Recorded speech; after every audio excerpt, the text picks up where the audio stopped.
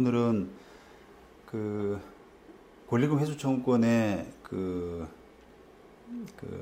기회를, 임차인의 기회를 임대인이 방해를 했을 때 이제 어떤 법적인 효과가 생기느냐라고 하는 그 부분입니다. 10조 4 사망에 보면 임대인이 1항을 위반해서라고, 임대인이 이제 회수 기회를 방해하지 마라라고 하는 부분이 바로 1항인데요. 1항을 위반해서 임차인에게 손해를 발생하게 한 때는 그 손해를 배상할 책임이 있다. 이 경우 손해배상액은 신규 임차인이 임차인에게 지급하기로 한 권리금과 임대차 종료 당시의 권리금 중 낮은 금액을 넘지 못한다. 이렇게 했죠. 낮은 금액을. 그래서 예를 들어서 우리가 앞서 이제 강의를 할 때 지금 판례상으로는 임대인의 방해로 인해서 그 신규 임차인을 구하지 못한 경우, 아예 구하지 못한 경우, 이런 경우도 배상 책임이 있다라고 말씀드렸지 않습니까? 그 다음에 신규 임차인은 구했는데 뭐 권리금 계약의 체결에 이르지 못한 경우, 이런 경우도 손해배상 책임이 있다고 말씀드렸는데, 그렇게 되게 되면은 그럴 경우에는 신규 임차인이 임차인에게 지급하기로 한 권리금 자체가 이제 없을 수가 있거든요. 그렇게 되면은 이게 임대차 종료 당시의 권리금이 이런 게 이제 기준이 됩니다. 물론 뭐 뒤에서 보시는 것처럼 그 권리금, 임대차 종료 당시의 권리금이든 아니면 이런 신규 임차인이 임차인에게 지급하기로 한 권리금이든 계약된 권리금이든 간에 그 자체가 손해배상액수는 아니더라도 여러 가지를 감안해서 뭐 조정할 여지가 있기 때문에 어쨌든 둘 중에 낮은 금액을 넘을 수는 없다. 이런 부분을 원칙으로 이제 정하고 있습니다. 그리고 사항은 그 사망에 따라서 임대인에게 손해배상 청구할 권리는 임대차가 종료한 날로부터 3년 이내에 행사하지 않으면 시효 완성으로 소멸한다라고 해서 3년으로 하고 있습니다. 손해배상 책임은 기본적으로 이제 불법행위죠. 불법행위를 해서 배상 책임을 부담하도록 하고 있고요. 그런 뭐 구조 때문인지 하여튼 시효도 3년. 불법행위 시효도 불법행위 있은 날로부터 3년, 안 날로부터 3년, 있은 날로부터 10년 뭐 이렇게 되잖아요. 그런 구조인데 하여튼 3년으로 규정하고 있습니다. 그 다음에 배상 범위는 신규 임차인이 임차인에게 지급하기로 한 권리금과 임대차 종료 당시의 권리금 중 낮은 금액을 초과할 수 없다. 이렇게 규정하고 있고요.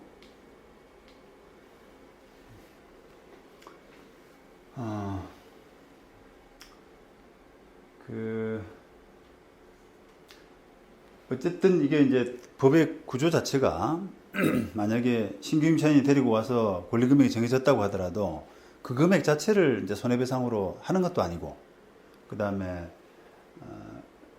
임대차 종료 당시의 권리금 이런 부분하고 비교해 가지고 그 중에 낮은 금액을 넘지 못한다라고 되어 있는 구조이기 때문에 어찌 보면 반드시 임대차 종료 당시의 권리금을 감정을 해야 됩니다. 그러니까 이 사건은 임대차 종료 당시의 권리금 부분이 권리금에 대한 감정이 거의 100% 들어가야 되는, 100% 필요한 그런 사건이거든요. 그래서 거의 예외 없이 감정 절차가 진행되고 있고요. 다만 이제 뭐 민사재판이기 때문에 우리가 당사자 간 뭐 다툼 없는 사실 이런 부분으로 해서 임대차 종료 당시의 권리금을 만약에 뭐 7천만 원이라고 그냥 서로 분쟁 당사자, 원피고 간에 합의하자, 다툼 없는 사실로 정리하자, 이런 식으로 정리가 돼버리면 굳이 감정할 필요는 없죠. 그거는 뭐 감정이 필요 없어서라기보다는 이런 임대차 종료 당시에 권리금 액수에 관한 사실관계가 다툼 없는 사실로 정리가 됐기 때문에 그것을 규명하기 위한 감정 절차가 불필요해지는 그런 경우라고 할 수 있습니다. 그리고 그 둘 중 적은 금액 그 자체가 아니라 그 금액을 초과할 수 없기 때문에 실제 배상 액수는 적어질 수가 있습니다. 수원지방법원 2016년 사례인데요. 지난 시간에 한번 소개를 드렸던 사건입니다. 임차인이 임대인 상대로 회수 방해를 이유로 손해배상 청구했고요. 그 다음에 법원이 그걸 인정을 했는데요. 지금 이 사건은 지금 신규 임차인 소개를 해가지고 신규 임차인이 정해져서 2,200만 원으로 두 사람 간에 이제 계약이 이루어진 그런 케이스인데 임대인이 방해를 했죠.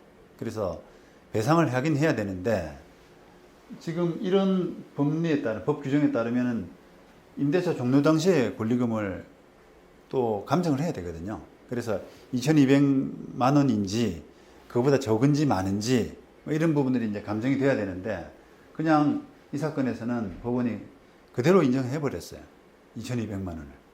그래서 그런 부분에서는 조금 잘못됐다라고 하는 겁니다.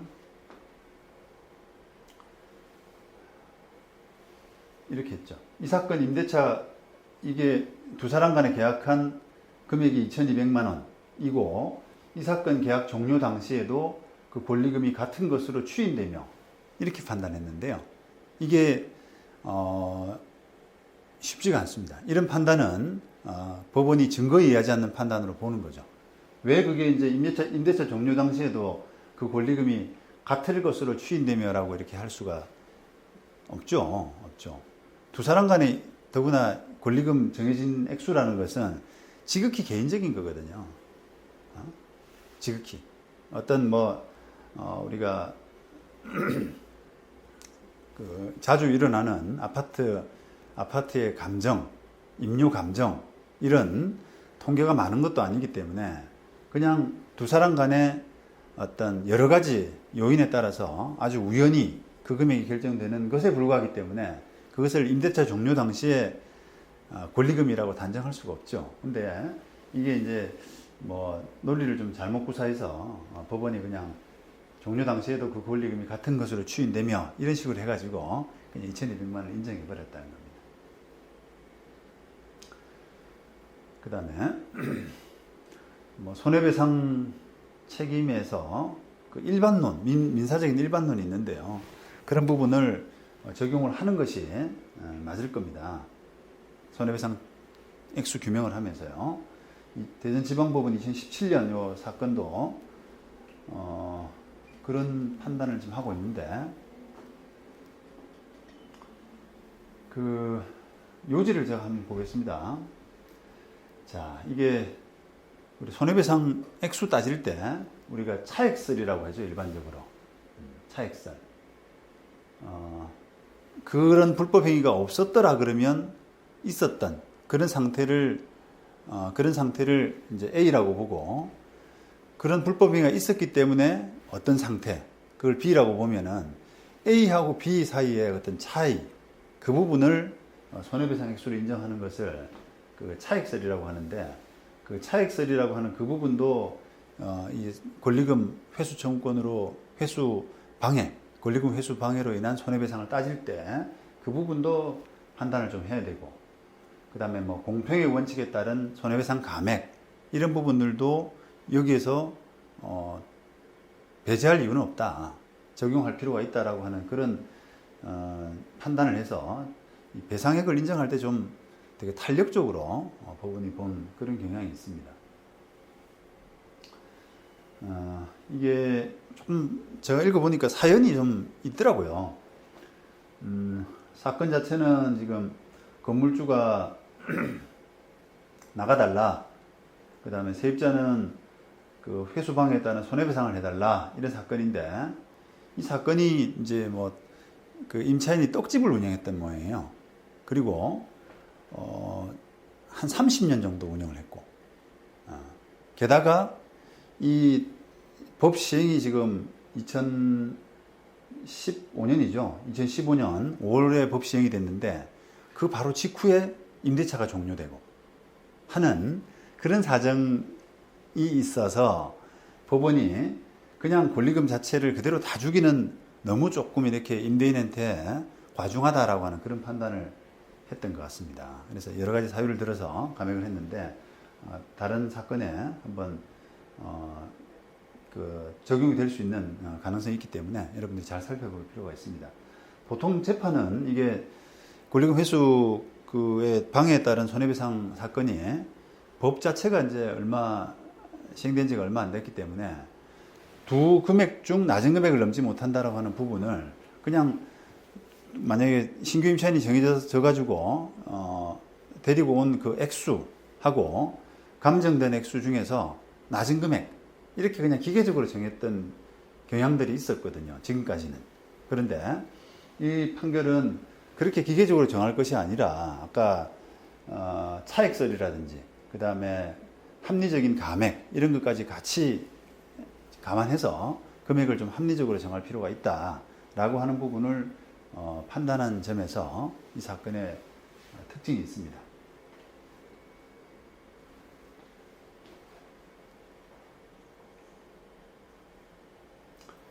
자, 피고 임차인이죠. 계약 기간이 만료되기 3개월 전부터 계약 기간까지의 이 권리금 1억을 주겠다라고 하는 임차인을 원고들에게 주선했는데 원고들이 이제 거절을 했죠. 그런데 감정을 해보니까 임대차 종료 당시에 권리금이 얼마냐라고 감정을 해보니까 6,300만 원 정도가 난 거예요. 그 중에서 유형자산 평가 금액이 2,100만 원 정도, 그 다음 무형재산 평가 금액이 4,200만 원 정도, 이렇게 해서 둘이 합해가지고 6,300만 원 정도가 났어요. 그런데 법원은 원래는 그냥 데리고 온 사람, 신규 임차인과의 계약이 1억, 그 다음에 감정한 금액이 6,300이면은 보통의 법원은 그냥 낮은 금액인 6,300을 그냥 그대로 다 인정해 줘왔던 거죠, 지금까지. 그런데 이 사건에서는 법 자체가 두 금액 중 낮은 금액을 넘지 못한다. 이렇게 해서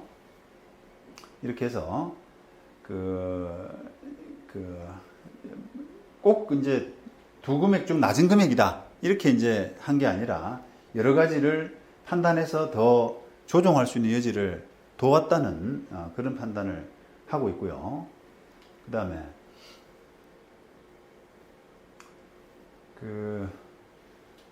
유형자산 평가액 2,100만 원 중에서 조금 조정을 했어요. 다시 말하면 이렇게 가져갈 수 있는 거, 가져가도 별 손해가 없는 것들은 그건 어차피 이 사건이 끝나고도 피고 것이기 때문에, 임차인 것이기 때문에 그 부분은 빼자 등등 이런 방법으로 해서 유형자산 부분을 조금 조정을 해가지고 270만 원만 아까 얼마였습니까? 2천 얼마였죠? 2,100만 원 중에서 270만 원만 손해액으로 인정을 하고 무형자산 평가액은 4,200만 원을 그대로 받아들였습니다. 그러다 보니까 이게 인정된 손해배상 액수가 4,400만 원 정도로 이제 어떻게 보면 좀 줄었죠. 그렇게 판단을 했는데요. 나름 합리적이라고 생각을 합니다. 그 다음에 지금 또 더 감액을 했네요. 이게 이제 아까 차액설에 따른 액수 조정이고요. 4,400만 원이 결국은 이게 불법 행위가 있더라도 떡 성형기나 이런 것들은 피고가 영업을 위해서 또 가져갈 수가 있고 또 가져가서 중고로 팔 수도 있고 하기 때문에 그 부분은 손해로 인정을 안 해서 차액설에 따른 손해는 4,400만 원 정도인데 이게 공평에 따른 어떤 손해배상 감경 이런 부분이 또 필요하다고 본 겁니다. 그래서 이걸 반으로 또 뚝 잘랐어요. 반으로. 4,400만 원을 또 반으로 또 잘랐단 말이에요. 왜 잘랐냐? 나름 좀 저는 이유가 있다고 생각을 하는데요. 피고가 이 사건 점포에서 27년간 떡집을 운영하면서 영업을 해왔다는 거. 충분히 이제 장사할 만큼 했다는 거죠. 그 다음에 이 사건 임대차 계약은 이 사건 법률 조항, 권리금 회수 청구권이 신설되기 약 2년 전에 체결되었고 임대차 계약 종료일은 이 사건 조항 시행일로부터 불과 3개월 후다. 3개월 후에. 5월달이면 5월달에 시행이 됐기 때문에 8월에 만기가 됐다는 겁니다. 그게. 그래서 만약에 법 시행 전에 만기가 됐다면 보호 자체가 안 됐던 사람이죠. 그런데 우연히 3개월 뒤에 만기가 됐기 때문에 이 사람은 어쨌든 그런 우연한 부분에 이제 보호를 받으니까 그 부분에서도 좀 조정이 필요하다 이렇게 보고요. 그 다음에 임대차 계약 체결하면서 권리금 인정 안 하겠다, 인정 안 하겠다 라고 이렇게 해서 권리금 부분은 당사자끼리는 적어도 포기하는 것으로, 무슨 말이냐면 계약기간이 끝나면 그냥 다 털고 빈손으로 나가겠다, 권리금 주장 안 하고 내가 충분히 27년간 영업을 해왔으니까 그런 권리금 주장을 안 하겠다라고 하는 부분을 서로 합의까지 했는데, 그럼에도 불구하고 법이 생겼다고 그래서, 그리고 법이 임대차 만료 딱 3개월 전에 생겼다고 그래서 그걸 다 달라, 다 줘라, 다 줘야 된다 라고 하기에는 조금 너무 부당하지 않느냐, 이렇게 이제 해석을 한 겁니다. 그래서 그 아까 액수 자체를 또 이제 반으로 감액을 했어요.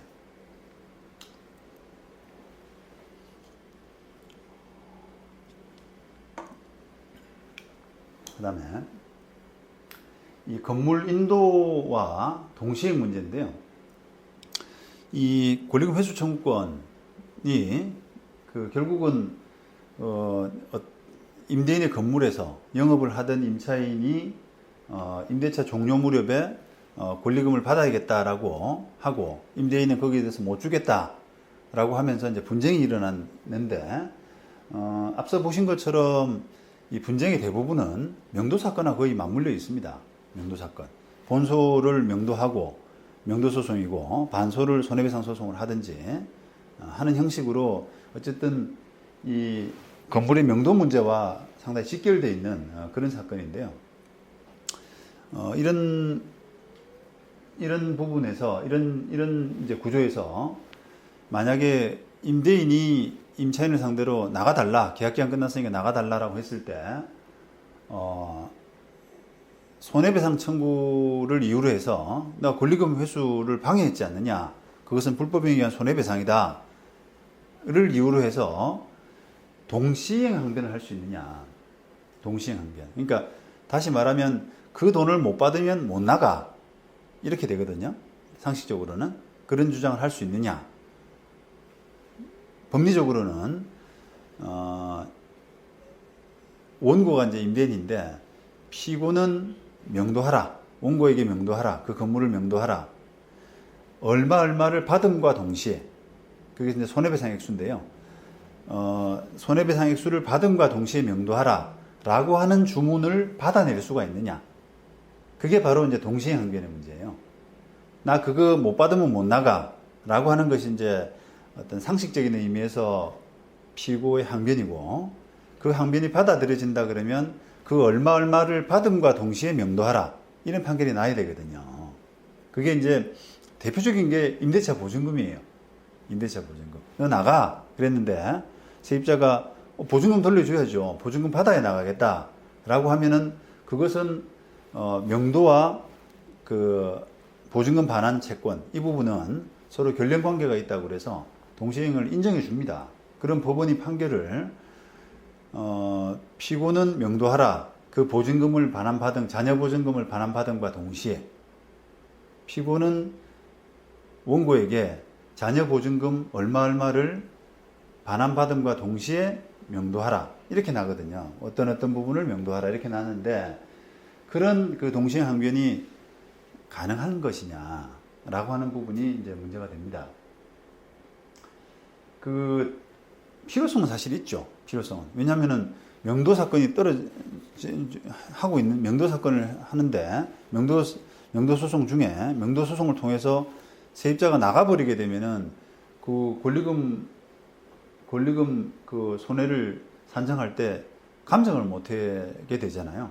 그 현상이 남아 있어야 감정하기가 여러 가지로 수월한데, 그게 명도를 통해서 싹 없어져 버리게 되면 감정이 좀 힘들기 때문에, 그런 감정 때문에라도 좀 이렇게 필요할 수가 있는데, 법리적으로는 이게 인정되지 않고 있습니다. 학업심에서도 계속 어떤 그 부정적인 쪽으로 동시행 항변은 할 수 없다.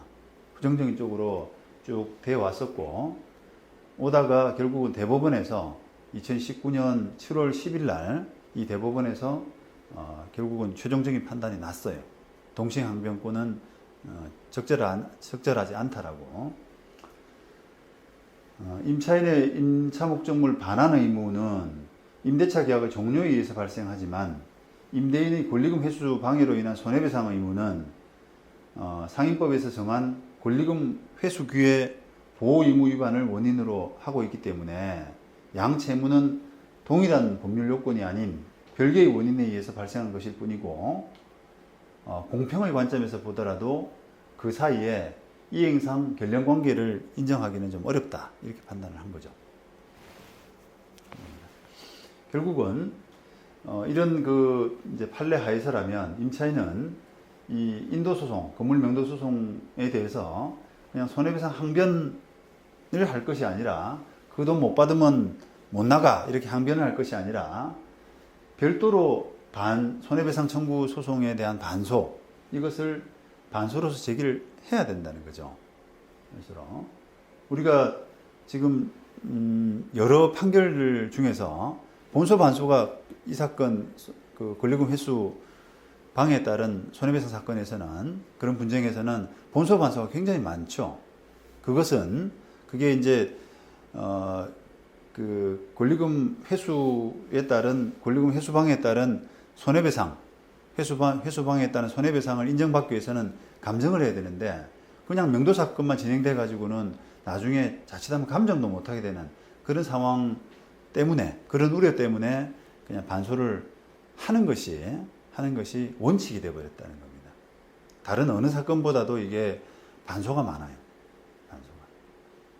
그다음 마찬가지로 또 반대로 세입자가 회수 방해를 이유로 손해배상 청구를 하게 되면 또 본소로서 명도가 들어오는 경우도 또 있고요. 물론 세입자 경우에 따라서 나는 요 사건 감정만 끝나면 나가겠다라고 해서 굳이 임대인이 반소로서 명도를 구하지 않는, 자진해서 나가게 되는 그런 경우도 있습니다만, 두 사건이 하여튼 맞물려서 본소 반소로 되는 경우가 많이 있다는 겁니다.